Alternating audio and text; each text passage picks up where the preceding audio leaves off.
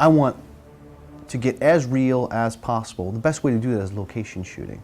CG is very difficult. The less CG and effects I have to do, the better it is. Not only that, the more believable it is, the more real life it is, because it is real.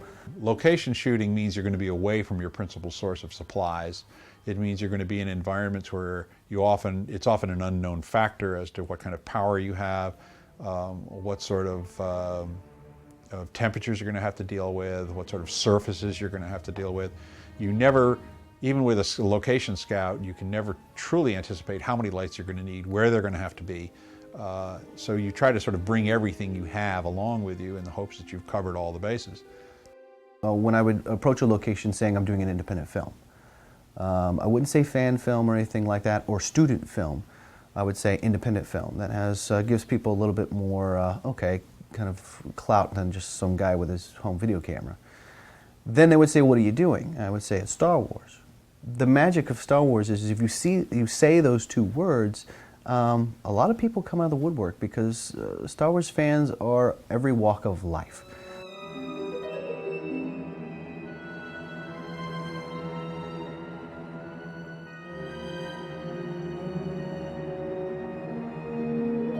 Well, actually, the way it worked is I said I want to do a big outdoor location shot, and I said, and I think I want to do it in the quarry. So write me a scene that fits in the quarry. So then we said, well, what can we do in the quarry? We'll do a prison. Okay, perfect.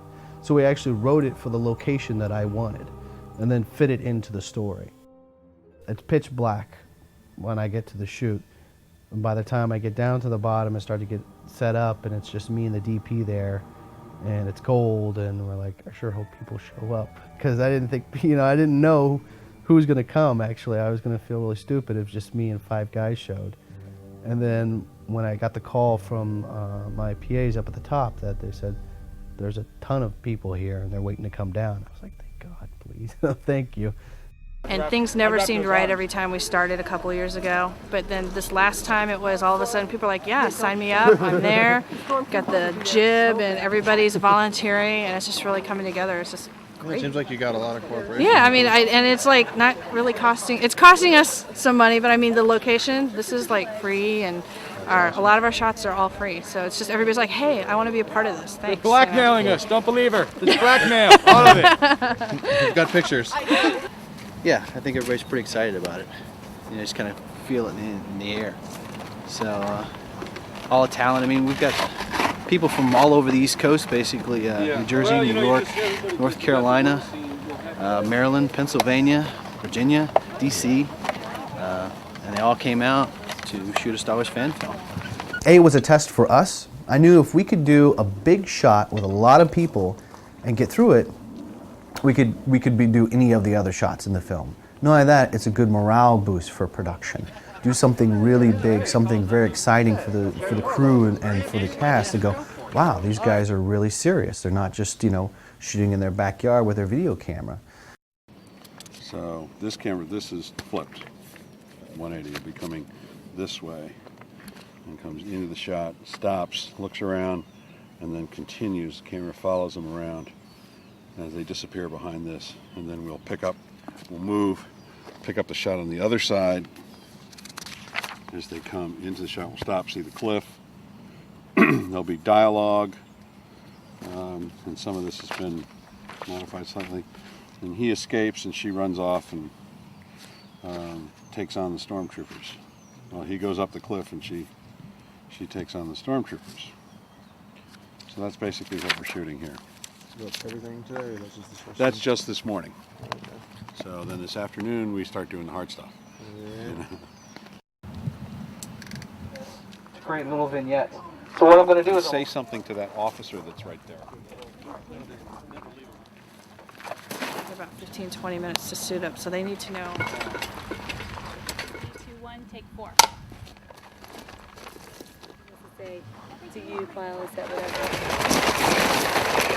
All right. Wow, what a day. And that's a wrap at about 6:30. We just lost lights, so we just got all the shots. I think some excellent footage with the jib, 30-foot jib, the camera crane up on top. I think this film is going to have some shots that you going to be uniquely different. It's going to give you some perspectives that you have not seen from a fan film, and are going to make beautiful imagery. And everybody was excellent. Cast, crew, great first shoot, great first, start for Revelations. Check it out. The funny thing is, it turns out that that was one of the smaller scenes in the movie. It was remarkable how after that very first shoot, it was an accomplishment, and we all went, we did it, we know we can do this, and we can do more. And so right there it opened up the doors to, well, we could do bigger. And the bar kept going up and up and up and up and up. And the locations kept getting bigger and bigger and bigger, and the more people came in. And it was a lot easier to bring in more crew, more cast, because now we had something to show them.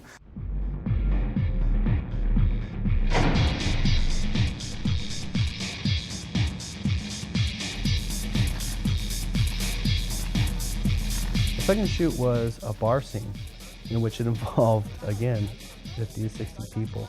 This one was harder because it had more dialogue, more scenes, more shots, more setups. We needed to dress the set, and we also were going to do composites and effects work in this scene. So it was challenging in terms of, well, filming. We wanted to do jib shots. We wanted to do dolly shots, so I built my own dolly, which is basically just a platform with roller skate wheels and PVC pipe, and it worked beautifully. Yeah. The first time that this kind of all came as like, wow, this is a reality, and this is so cool, and it's kind of a silly thing, but there was the bar shoot. And it was the scene where I'm coming in from the lift and coming out, and it was just a matter of walking towards the camera and kind of going off. And you, Jack, kind of when I got done, you're like, wow, that was exactly what we needed. And it made me feel so good because I'm like, well, gosh, I was just walking. There was a lot of challenges of makeup, of getting, props. We had to have tons, and I think we had like over 120 guns at that location. And then there were 60 extras. So we had to costume all of them with our own wardrobe, which is basically pulled from everybody's closet and whatever we could make and do. And then we wanted them to have this very distinct look. This is supposed to be a speakeasy nightclub where your high rollers and your crime lords go. Action! You are hereby under arrest for treasonous acts against the Empire. Now, Sergeant, I'm sure you can understand why I can't accompany you. I can shoot you here. But you won't. Stand down, Commander. This is Imperial business. Korsak is still the reigning authority here. I have reinforcements on the way. I say again, Commander, stand down.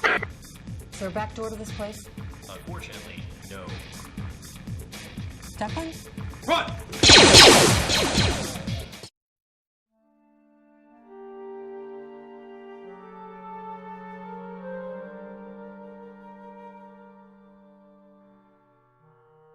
I think the museum probably represented the pinnacle of our attempts to be a big production. We certainly came the closest at that point to functioning like a full-blown Hollywood production would function. We were probably better prepared for that shoot than we were for any other in terms of camera moves. We used more different camera platforms in that particular shoot than in any other. We had a dolly, we had a jib on a dolly, we had a handheld, we had tripod. The only thing we didn't have at that shoot was Steadicam. And we even had a sandbag set up. So we had virtually every camera platform you could imagine we were using in one shoot. We did have the luxury of a crew. I think that had it not been for having a crew, we would never have been able to pull that off. We went into the shoot with 32 shots on our shot list. Along the way, as inevitably happens with any shoot, we found it necessary to cut a few, but in the final analysis we completed 29 of them, and that's a pretty good percentage for only 6 hours of actual shooting time that we had. And we were told that we had to be out by midnight, and we wrapped the last shot at 11:56. I think probably the first time that I felt so much like an actress was the day of the museum shoot, as I was gliding down the marble stairs. That is the quintessential actress moment, when you have a woman who looks beautiful and is very composed, and she descends the staircase and addresses the populace and promptly forgets her line. I come with the news from the Emperor. Crap.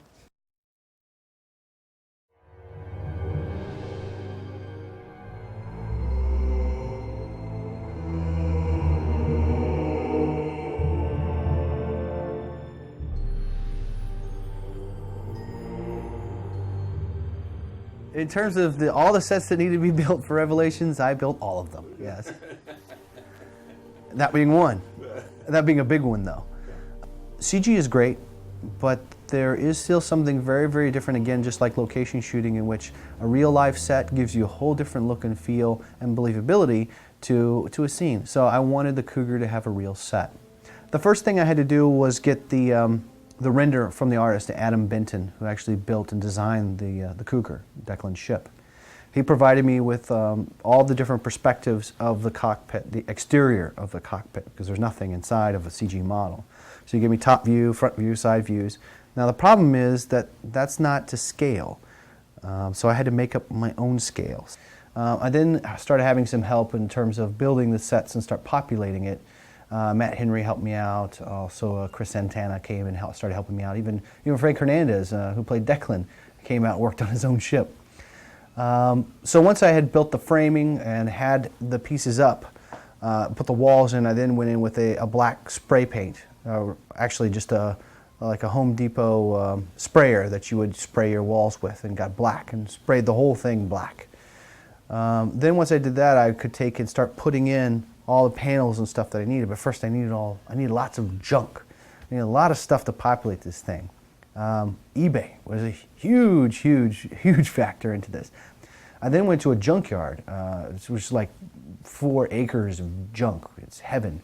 And we went there with a crowbar and a pair of pliers and just went crazy, just went nuts. And we bought all this stuff, all these dashboards and knobs and switches and stuff from ambulances, and the gear shifters in your car, ripped those out, and we used those, everything. And then I got to the guy with his bins of stuff, and I said, well, how much?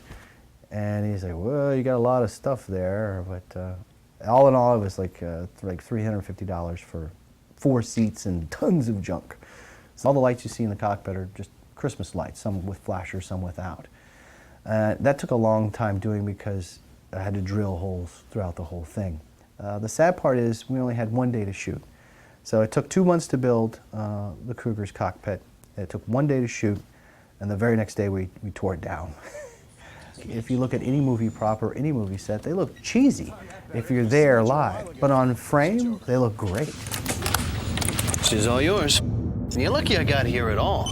Your friend here kicked up quite a bit of Imperial interest. There's patrols everywhere. What about my ship? Consider it impounded.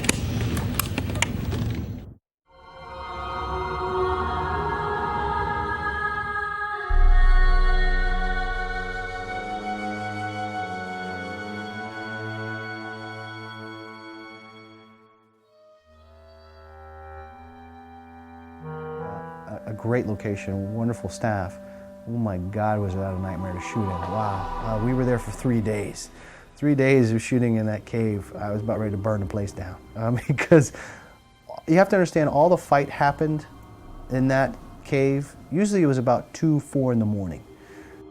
The caverns, the cave, or what later became the interior of the temple, were certainly the most challenging.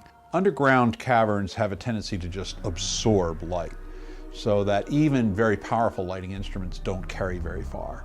Power only existed in a few places. We had multiple lights, we had audio, we had camera to power. So we had to bring an awful lot of extension cords to make all of that work. But the facility itself was incredible. I mean, they were very accommodating. There was actually one shot in which they had a water fountain in the background somewhere, and the water was distracting from the scene, and I asked the owner, can you turn it off? We actually climbed down in there with a pair of wire cutters and cut the wire to the water fountain. And he says, now I can't do that a whole bunch of times, so you better make sure you get your shot. We had a long, narrow tube, in effect, to shoot in, so we had very little room to put the lighting on either side, and in some cases we were shooting the length of that tube. Basically what we ended up doing was sort of lighting from one end and the other and just allowing the action to work within that. We did work with multiple cameras there. We had upwards of 3 cameras rolling at one time, and that facilitated the number of shots that we had to get, which was phenomenal. I don't even remember now how many there were, but we were there for 3 nights, or a total of probably some 30+ hours of shooting in this environment. There's really no place to go and warm up or rest or relax. Once you're down in the caverns, you're not really going to go back up because we're going to need you for a shoot. Mostly the challenge was the extremely long hours. We couldn't even get into the place until 6 o'clock at night. So by the time we got everything down into the cavern and got it all set up and ready to go, it was 8 or 8:30. And then shooting until 3, 4 in the morning, 5 in the morning was exhausting for everybody. And it was a real chore for all of us to maintain our composure, to maintain our clarity of thinking, and to keep performing it at a high level during that time. And I think almost anyone on the crew and the cast who was there will admit that that was probably the most challenging shoot they had. I think the moment that sticks out in my mind as defining this was when Shane called me to say we had to go back to the caves and reshoot the entire scene. Because I actually put the phone on mute. I was just screaming profanities at the top of my lungs, and then he just kept talking. And then I unmuted the phone. Oh yeah, all right, Shane, we'll be there. And we went and we did it. But that was just the worst experience of my life, having to go back into that cave.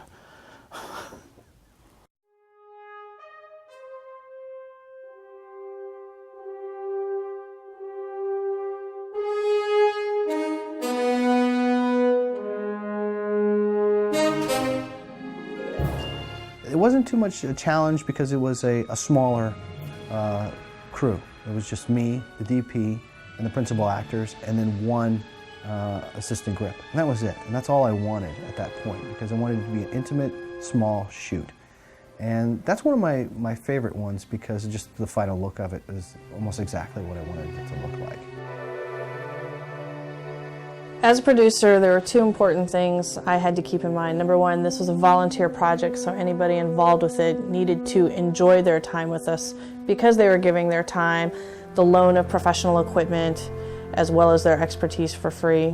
So with extras, most of them had never been on a movie shoot before, so this was exciting for them. A lot of the extras really enjoyed the fact because they felt like they were on a major feature film production, and in fact, some of the professional extras had told us that it was better run than many feature film productions that they had been on, which was really flattering and helped us to know that we were on the right track. Who came from Ohio, from South Carolina, Jersey, New York, Delaware, Maryland, Virginia,